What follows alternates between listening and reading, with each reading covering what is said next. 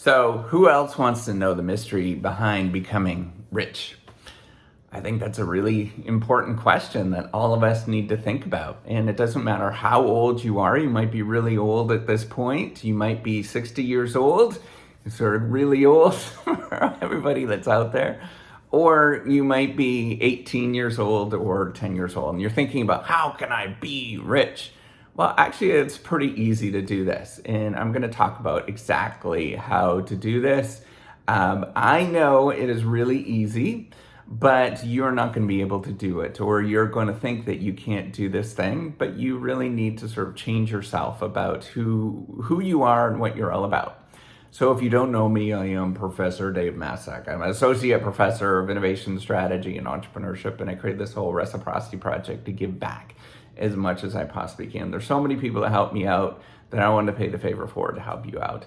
So it's actually really, really easy to become rich in many different ways, right? Like it's super simple to do this. What you need to do is you need to make some income, whatever that thing is, and then whatever you're making. Let's say you're making $1,000 a year. It's not a lot of money, but in some places it is a lot of money, right? So I think you could do this anywhere. So it doesn't matter what country that you're in. You take a ratio of that, some proportion of that, say it's 15%. I like that. That's what I do. In fact, I probably do a little bit more, 15%, and save that in some sort of other area, right? So you could save it under your bed if you want. Might not be the best thing. I know a lot of people, I think my grandparents used to do this. They had like a big tin can that they'd bury in their backyard, and it was all full of money. That's what you do is you take some proportion of whatever you make, and then you save it for a long time. That's how you actually become rich, right? So there's really only two ways, three ways that you can get more richer, right? And actually do really well. The first way is that you need to make more money, right? So how do you make more money? You upgrade the skill set that you actually have. So how do you upgrade the skill set that you have? Honestly, the best way is to get some sort of education that other people see value in. It's not whether you see value in it, it's whether other people see value in it. So, take a artist. You see value in your own art. You get it. But it's not until, and it's probably way late in your career, that other people are going to see value in what you're actually doing, right? That's a super important thing. And then you might get some extra money from that. So it might be like 40, 50 years by the time you can, actually make some money. So in that meantime, you're not actually doing that well, right? You're doing really poor. But if you have, say, a medical degree, right? You're a doctor, then you can have people see value in that thing. They're willing to pay you right up front. So that's an important thing, to upgrade those skills. The other thing is to think about how you can save more, right? Like how can you save more? And that's where you're gonna cut back on what you actually are spending every day.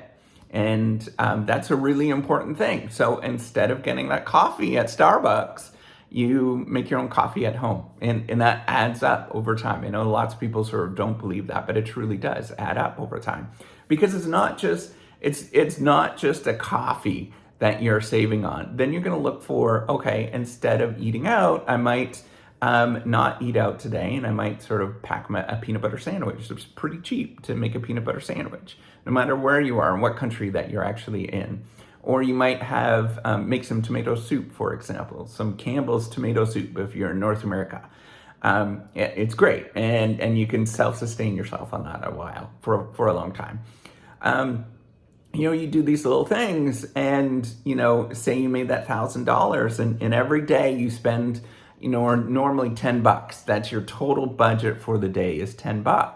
Well, if you can save an extra dollar or an extra $2 a day by doing these little techniques in which they do add up, that's a lot of money that you can sock away and put into your savings, right? So the third component of it is thinking about how can I save, what can I do with those savings, right? So one thing that you could do is put that in a tin can in your backyard. And that's a great way. Actually, I'm not like knocking that in any sort of way. The problem is we have this thing called inflation, which means that money today, like your dollar today, is not worth as much 10 years from now, right? So that the opportunity, the reason is that that dollar gives you opportunities to do all sorts of things today, right? So you can invest in other things and do all this kind of stuff. So what you can do is take that dollar in that you're investing, or sorry, that dollar, that money in your tin can, and find different assets to put that money into. So personally, I think the best, and there's a lot of finance professors out there, a lot of very, very smart people in finance and accounting have studied this a lot. And from what I understand, and I might be wrong a little bit because I'm not like at the cutting edge at this moment, but I studied a lot of finance. I studied a lot of different sort of courses and things. Your best thing is to just invest in what's called index funds. So what is an index fund? You go to a stock market, which is, like just a stock market is a fancy way of saying like it's a bazaar. That's it. And instead of buying, eggs at this bazaar, what you're doing is you're buying pieces of company. And those pieces of company, you just add those up into, these different stocks and stuff like that. These what are called securities, and you divvy it up into different ways. So what I like to do is to buy all the different companies. I like to go, and instead of buying just eggs at the bazaar, I buy all the different things that are there. And then what I'm doing is I'm investing in the global economy by doing that. So what I'm doing with index funds, you're buying all little tiny fractions of every company that's in a certain stock market, right? And I'll buy those little tiny fractions of the companies that are in the stock market.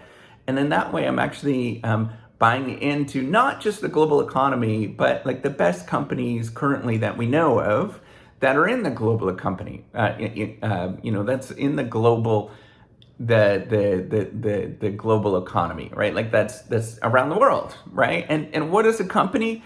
Well, you know what it is? It's nothing more than just a couple of people that are together, working together and doing cool things. And that's it, right? Like that's what a company is. And by investing in those companies, buying those little things, what you're saying is, hey, I like what you're doing a really good job. I'm gonna give you a little bit more money to go do some more cool things. And if those people are doing, it's the right kind of people doing the right kind of things, they're gonna take that money and really do a lot with it and turn it into some amazing things. So the problem is actually you can pick those individual companies on their own, but the problem is it's really hard to know, right? What are the best companies? Who's doing the right things? There's lots of shady people that will try to, it's just human behavior to try to take more money, to take things and try to like shade over what you're doing, right? That's human behavior, right? So we don't know who is going to be the best person, what's the best stuff. We also don't know like what the rest of the economy is going to think of these kind of things. So your best thing is just invest broadly into the best companies that are out there, the ones that are publicly traded, and just hopefully wish for the best, right? Like you see, and for the most part, what we do see is that generally the economy grows. Those best companies grow on average for a long time, a very, very long time. It's been growing at about 10% per year. And so that's why I do but here's the thing, it goes up, it goes down, it goes all over the place every single year because it's too short term. But if you do that over the long term, if you do that for 20, 30, 40, 50 years, right? So even if you're 60 years old and you're like, I don't know what to do, I'm kind of freaking out. Hey, you know what? By the time you're 80, you could be pretty wealthy by doing this, right? So you work for another 10, 15 years and you take your money and you do this and invest it in either index funds or, so there are what are called mutual funds. It's basically the same thing, but they're a little bit more sort of focused. And the reason why I recommend index funds is because some companies, that's what they have to offer in their retirement savings in terms of their options. And so you could get tax breaks. So many countries, including the US, give you tax breaks. for investing in these different ways. It's just so you save money and you're not a public burden in the future, right? Because some people that don't do this, and most people don't do this, right? That's, let's face it, most people actually don't do any of this kind of stuff, is that you're a public burden after it, and we have to pay, the public has to pay for you. It's a philosophy on whether we should do this or not. I believe we should help substitute people's sort of silly mistakes, because we're human, we all make silly mistakes. But, not everybody believes that kind of stuff, right? So here's the thing. All of this, I'm giving you all these answers. So here's the funny thing. I told you the truth of how this all works. And if you did this, you take this proportion of whatever you make. So I do 15%. I've invested in my education. I'm going to become wealthy. I'm probably considered by many people doing okay. And I'm probably going to become very, very wealthy by the time I'm, 70 years old, right? Because I'm doing this kind of stuff. And everybody can do this kind of stuff. This is not like rocket science outside of your reach of ability. Everybody should be able to do that, barring, you have real steep intellectual, disabilities of some sort, right? So, here's the thing is that I know most of you have stopped watching this video at this point because you're like, oh, this is super boring, I don't care, and all that kind of stuff. That's the human nature and what we are, right? Like, you are discrediting me because I'm doing this in my kitchen. You're discrediting me by the color of my skin and all this kind of stuff, and you don't want to actually do any of these kind of things. And yet, this is the truth of it. There's really no rocket science behind any of this kind of stuff. It's pretty easy to do all of these kind of things. And I can actually teach you to do that. But you're going to watch about a minute. And that's the reason all of those people that watched a minute of this video is the very reason why you're not going to actually end up building wealth in the long run. Unfortunately, you got to be able to stick through things, and you have to know that it's going to be really tough to do this, right? And the whole thing, if you noticed, sucks, right? Like it requires me to say, I am going to be weird, not only weird in this culture, right? But I'm going to sacrifice today for tomorrow. And that all sucks. It's not fun. It really does. It really does suck, right? Like it's a little easier now for me now that I'm in my 40s because we've done this for so long. A, it's like become second nature, but B is we are actually starting to do okay at this point. And so we've sort of been able to, work through different things.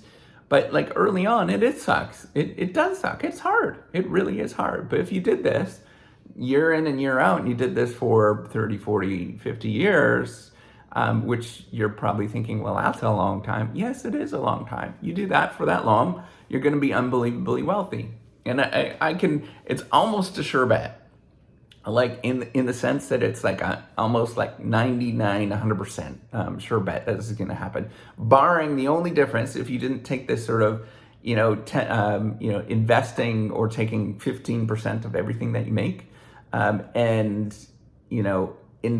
either putting it, even if you put it in a tin can in your backyard, you're still going to have an unbelievable amount of money. And the only reason you wouldn't have an unbelievable amount of money, right, is that your economy imploded somehow. So in the United States, it's unlikely in North America and most Western countries, it's unlikely that your economy is going to implode.